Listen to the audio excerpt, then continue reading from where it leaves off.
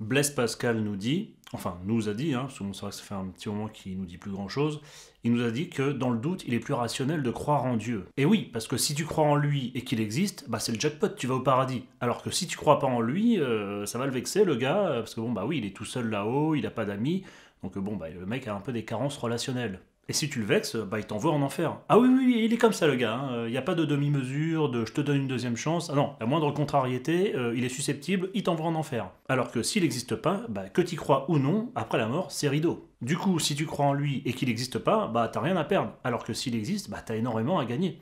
Alors que si tu crois pas en lui, bah au pire, s'il n'existe pas, t'as rien à perdre. Par contre, s'il existe, t'as énormément à perdre. Oui, mais ça part du principe qu'il n'existe qu'une seule possibilité pour Dieu, une seule façon d'imaginer sa psychologie, un seul trait de caractère pour Dieu, c'est qu'il envoie au barbecue tous ceux qui ont décidé de ne pas croire en lui. Mais peut-être que Dieu, il aime les gens qui ont un esprit critique et qui raisonnent logiquement, et il aime pas les croyants qui croient au premier bouquin qu'ils ont lu. Et du coup, il punit les croyants qui n'ont pas fait preuve d'esprit critique et récompense ceux qui ont eu l'audace et l'intelligence de remettre en question les religions.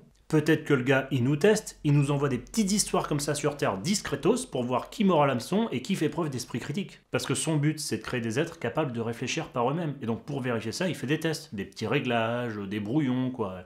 Et donc ceux qui réussissent le test, eh ben, ils vivront pour l'éternité à ses côtés, les autres, poubelles. Ou bien c'est un test d'une civilisation extraterrestre hyper avancée pour élire justement là aussi des êtres avec un esprit critique. Ou bien on vit dans une simulation informatique. Ou encore Dieu est un commercial qui nous raconte des cracks pour nous voler notre âme.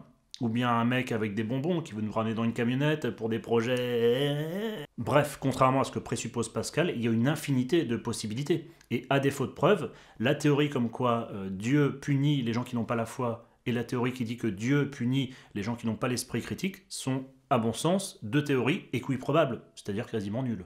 Et donc il est tout à fait rationnel d'imaginer que Dieu récompense les esprits critiques grâce à des tests, et que dans le doute, il vaut mieux ne pas croire en Dieu. Si on y croit, on risque gros. Tout ceci n'est peut-être qu'un test de crédulité. Et donc le pari de Pascal ne prend pas en considération toutes les autres options, aussi probables que les religions, à défaut de preuves, et dont certaines nous assurent un avenir très peu glorieux si on croit en Dieu. Donc le pari de Pascal est une tentative, bancale, bon il a essayé, mais c'est vrai que c'est pas très solide.